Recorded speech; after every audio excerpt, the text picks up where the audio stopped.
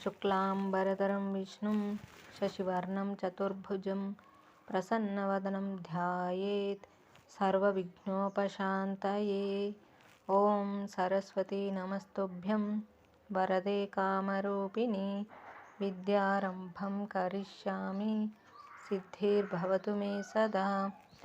ॐ गुरुर्ब्रह्मा गुरुर्विष्णुः गुरुर्देवो महेश्वरः गुरुः साक्षात् परब्रह्म तस्मै శ్రీ గురవే నమః. మనం యోగ వాసిష్టం అనే గ్రంథంలో స్థితి ప్రకరణంలో 6వ భాగంలోని విషయాలను తెలుసుకుంటున్నాము. అందులో 3వది జ్ఞాని ఇదంతా ఎట్లు చూస్తున్నాడు. ఆహా, ఏమి విచిత్రం! తరంగాలు లాగానే క్షణభంగురమైన ఆకృతి గల ఈ సృష్టి సమూహాలు చిత్ర విచిత్రములైన రూపములతో, ప్రాణుల విచిత్రమైన చేష్టలతో కూడి ఉన్నాయి కదా. అయితే జ్ఞాని వీటన్నింటినీ మరొక విశిష్టమైన దృష్టితో చూస్తున్నాడు. అతని అవగాహనను అనుసరించి ఇవన్నీ పరమాత్మ కంటే వేరైనవి కావు, పరమాత్మయే ఇదంతా.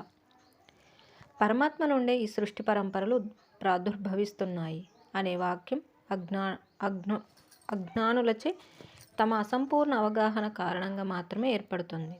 ఎందుకంటే ఇక్కడ ద్వితీయమైనది ఏదైనా ఉంటే కదా ఒక దాని నుండి మరొకటి ఉద్భవించటం. జలము కంటే వర్షధారలు వేరా? ఆలోచించే వాని కంటే ఆలోచన వేరైనదా? మేఘములు జలము కంటే వేరైనవా? భావించే వాని కంటే భావన వేరా?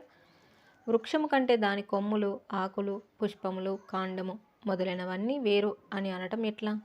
యథార్థానికి జ్ఞానికి గాని అజ్ఞానికి గాని ఈ సృష్టి బ్రహ్మము కంటే వేరుగా ఇంకెక్కడ మరింకే విధంగానూ లభించేది కాదు. అవ్యాకృత ఆకాశం నుండే ఈ స్థూలభూత నిర్మితములైన శరీరము మొదలైనవి మరియు సూక్ష్మభూత నిర్మితములైన ఇంద్రియములు మొదలైనవి తక్కిన సమస్త పదార్థములు ఉత్పన్నములవుతున్నాయి. ఇవన్నీ కూడా సూక్ష్మతత్వములతో అనగా శబ్ద, స్పర్శ, రూప, రస, గంధం అనే తన్మాత్రలు ఈ సూక్ష్మతత్వములతో అవినాభావ సంబంధం కలిగినవై ఉంటున్నాయి. ఆ అవినాభావ సంబంధమే సృష్టి. ఇక్కడ సృష్టికి సంబంధించి చెప్పబడిన కొన్ని శాస్త్ర పురాణ వచనములు ఉదహరిస్తాను, విను. అన్నింటికన్నా ముందుగా ఒక సమయంలో ఆకాశము స్థూలభావం పొందుతోంది. అందులోంచి సమిష్టి సృష్టి అను స్వభావం గల బ్రహ్మదేవుడు అను తత్వం ఉదయిస్తోంది. అనేక పదార్థాలతో కూడిన ఈ సృష్టి అను స్వరూపం కలవాడు నేనే అను అహంభావమే బ్రహ్మదేవుని యొక్క నిజస్వరూపం. అతడే ప్రజాపతి అని, ఆకాశజుడు అని కూడా పిలువబడుచున్నాడు. ఒకప్పుడు వాయువునందు ఏర్పడుచున్న స్థూలభావముచే సమిష్టి సృష్టి అహంకారియగు ప్రజాపతి ఆవిర్భవించుచున్నాడు. అందుచేత అతడు వాయుజుడు అని చెప్పబడుచున్నాడు. అట్లాగే అగ్ని నుండి స్థూలభావం పొందుటచే ఆ ప్రజాపతిని తేజస్సుడు అని, పృథ్వీ నుండి స్థూలభావం పొందు ప్రజాపతికి పార్థిపుడు అని, జలము నుండి స్థూలభావం పొందిన ప్రజాపతికి వారిజుడు అని పౌరాణికంగా చెప్పబడుచున్నాడు. ఈ ఆకాశము, వాయువు, జలము, అగ్ని, పృథివీ అనబడు 5 భూతములు రెండేసిగా విభజించబడి మరల వాటిలో ఒక్కొక్కటి 4 విభాగములుగా చేయబడింది. అట్లు విభక్తములైన ఒక్కొక్క భాగములు అర్ధభాగము 4 భాగములందు చేర్చబడగా అప్పటి మిగతా అర్ధభాగం నుండి బ్రహ్మదేవుడు ఉత్పన్నమగుచున్నాడు. అతడే సమిష్టి సృష్టి ఇచ్ఛాస్వరూపుడు. అతడే భవిష్యత్తు కాలంలోని జగత్క్రియలన్నీ ఉనర్చుచున్నాడు. నారాయణుడు ఇతడు స్వయంభువు. ఇతని జన్మకు మరింకేది కారణం కాదు. వాస్తవానికి జన్మరహితుడగు ఇతడు జలంలో ప్రథమ తరంగంలాగా ఆవిర్భవిస్తున్నాడు. స్వకీయ మాయచే ఇతడే సర్వ తదితర వ్యవహారములకు కారణం. కాబట్టి ఇతడు ఆది కారణుడుగా వేదాంగాలచే స్తుతింపబడుచున్నాడు. ఈ జీవుని యొక్క ఆదిస్వరూపమే అతడిని గ్రహించు. అతడి హృదయమే ఆకాశజుడు, వాయుజుడు, తైజసుడు, వారిజుడు, పార్థిపుడు అను ప్రజాపతులకు జన్మస్థానమయ్యున్నది. నారాయణుని ముఖం నుండో, పాదముల నుండో, వెనుక భాగం నుండో, పృష్ఠముల నుండో, నేత్రముల నుండో, హస్తాదుల నుండో ఇట్లా ఏదో ఒక భాగం నుండి ఈ నామరూప శబ్దాదులన్నీ ఉద్భవిస్తున్నాయి. ఆ నారాయణుడు అనబడు ఆదిపురుషుని యొక్క నాభి ప్రదేశం నుండి ఒక కమలం ఉత్పన్నమవుచున్నది. ఆ కమలము నుండి బ్రహ్మదేవుడు ఉద్భవిస్తున్నాడు. అందుచేత అతడు పద్మజుడు అని పేరుతో శ్లాఘించబడుచున్నాడు. శ్రీరాముడు: స్వామి, జీవుని యొక్క శుద్ధ స్వరూపమే అయి ఉన్నట్టి ఆ నారాయణుని యొక్క నాభికమలం నుండి సమిష్టి సృష్టి అనుస్వరూపం గల బ్రహ్మదేవుడు ఆవిర్భవిస్తున్నాడు కదా. అట్లు ఆవిర్భవించేది ఎవరు? నారాయణుడైనా లేక మరింకొక్కరా? శ్రీ వశిష్ఠ మహర్షి పకాలను నవ్వుతూ: ఓ రాఘవ, నారాయణుడు బ్రహ్మదేవునిగా పరిణతి చెందుచున్నాడు అని తలచకూడదు సుమ. ఎందుచేతనంటావా?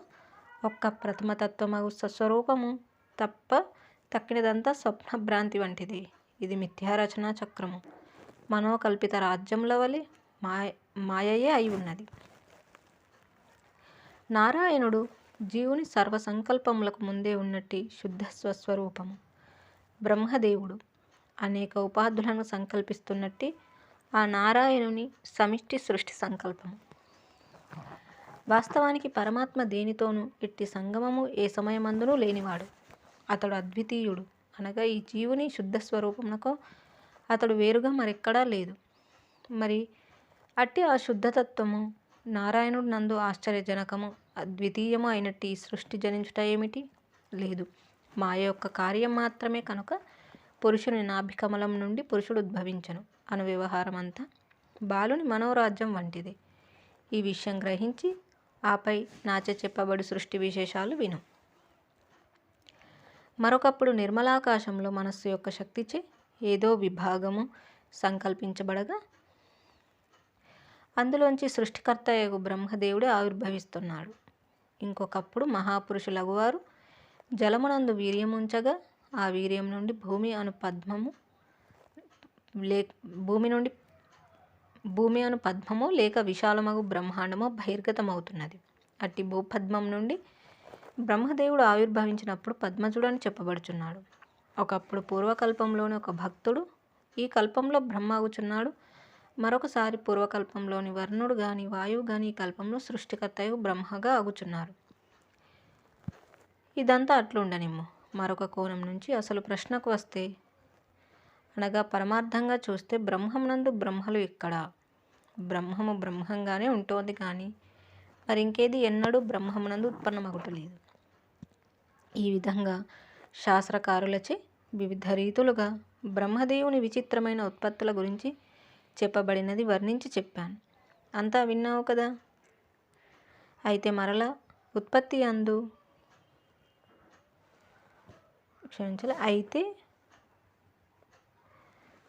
ఉత్పత్తి అందు నియమం అనేది అనునదేదీ లేనే లేదు.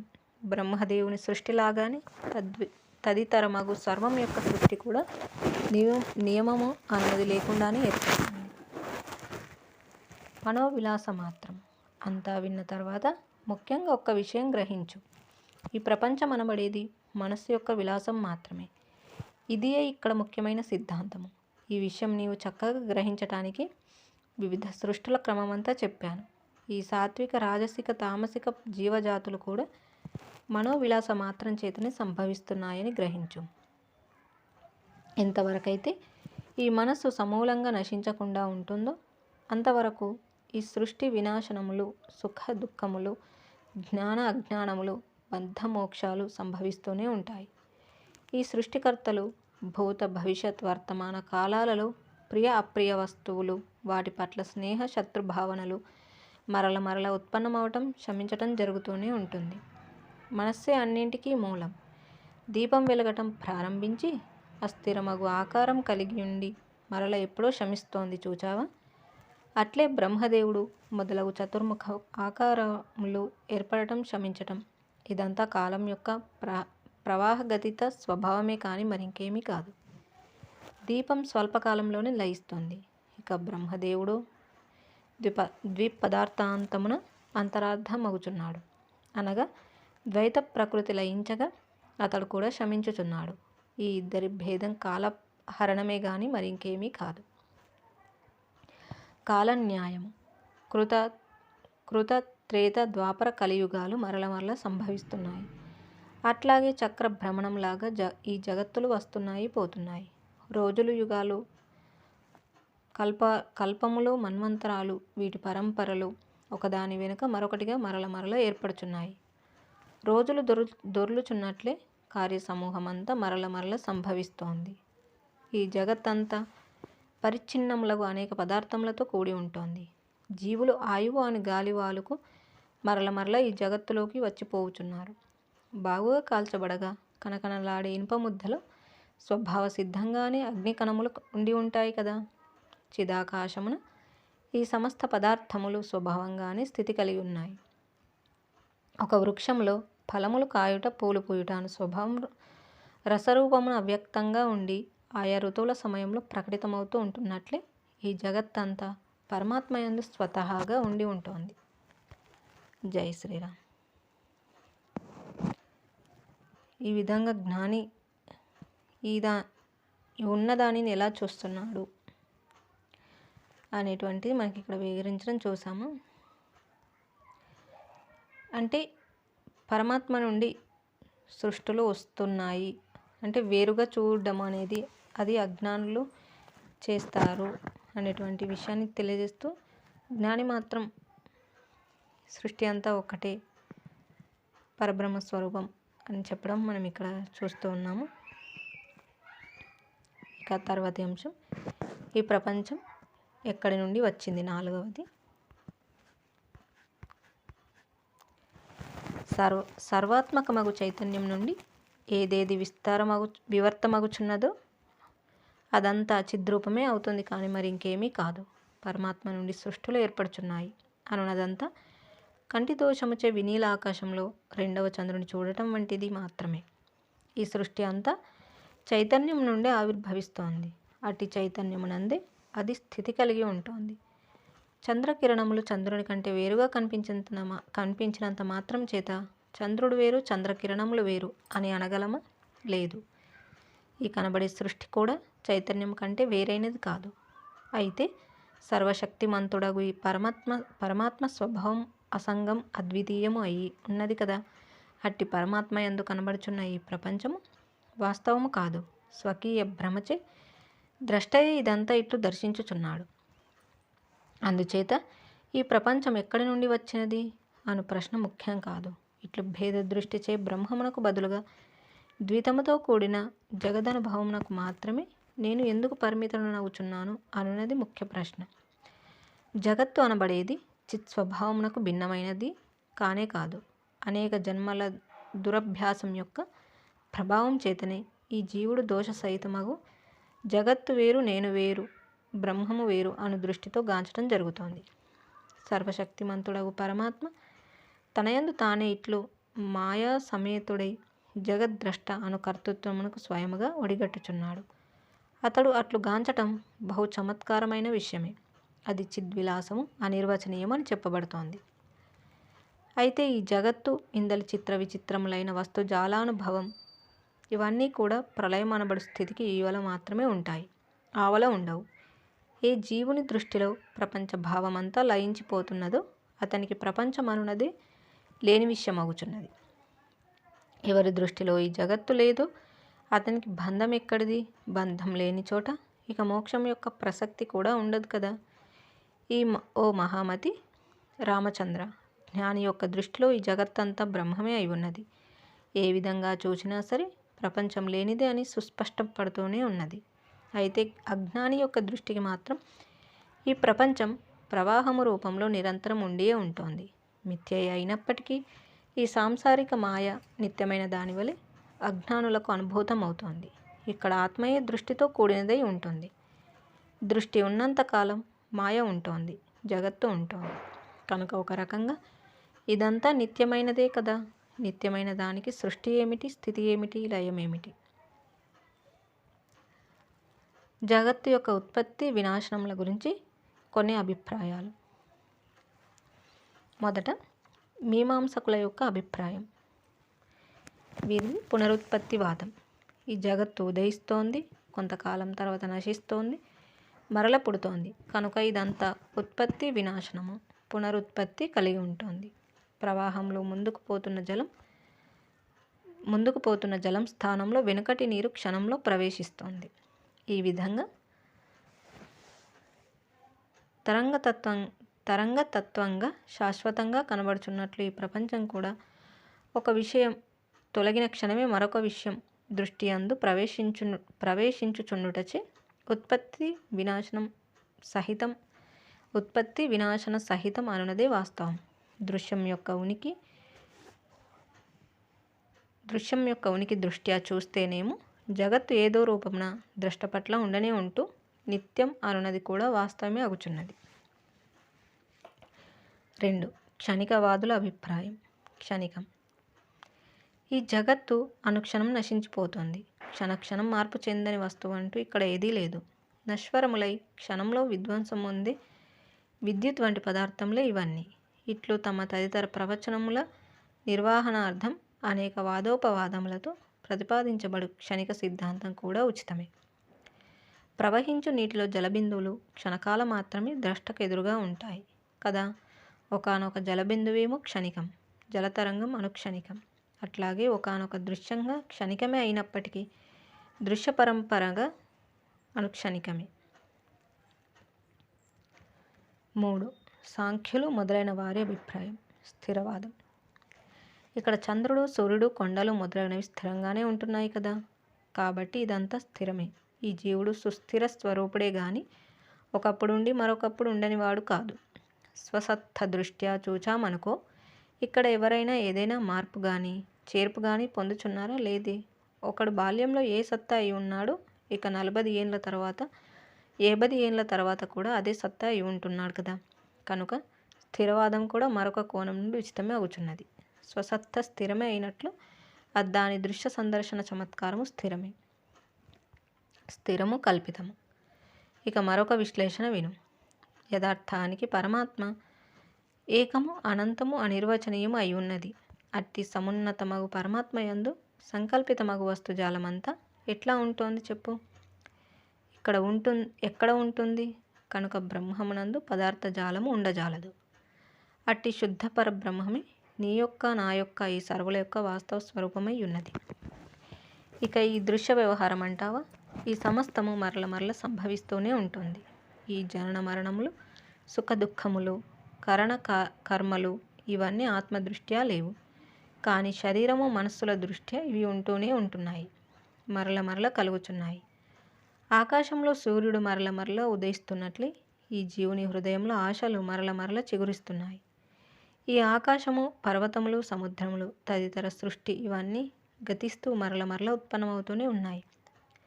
అదే రీతిగా దేవతలు, దైత్యులు, ఇంద్రుడు, వరుణుడు, వాయువులు మొదలైన వారంతా మరల మరల ఉత్పన్నమవుతూనే ఉన్నారు. లోకములు, లోకాంతరములు, సంగము,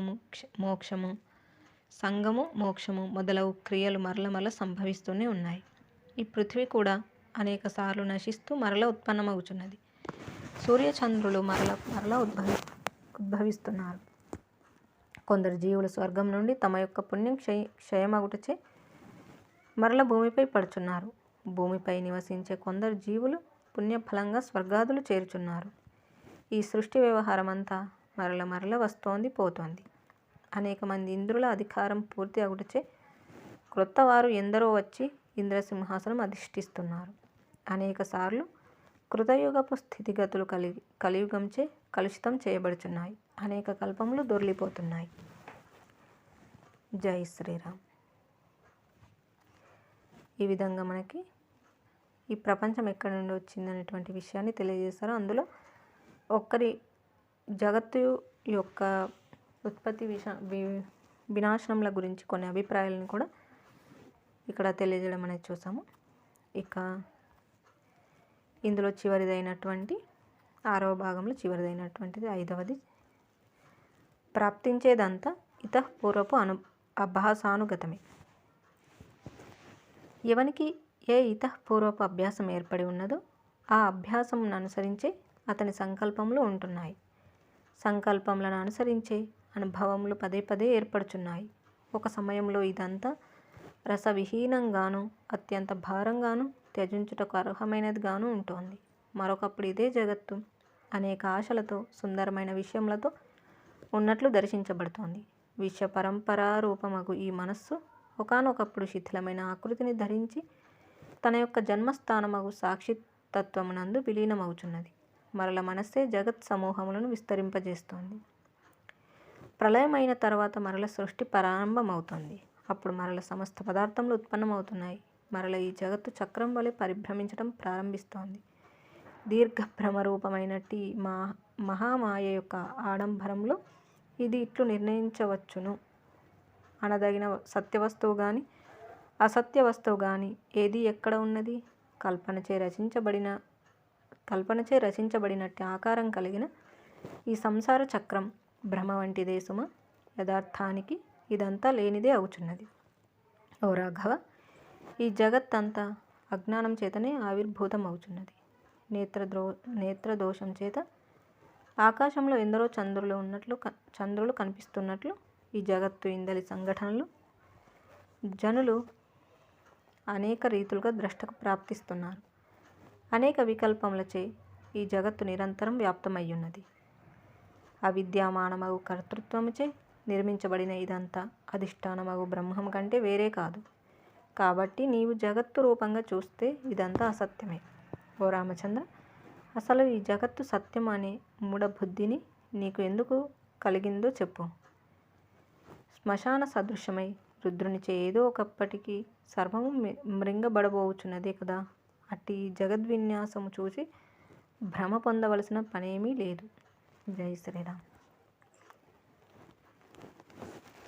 ఈ విధంగా ప్రాప్తించేదంతా ఇతఃపూర్వపు అభాసానుగతమే అనేటువంటి విషయాన్ని తెలియజేయడం చూసాము.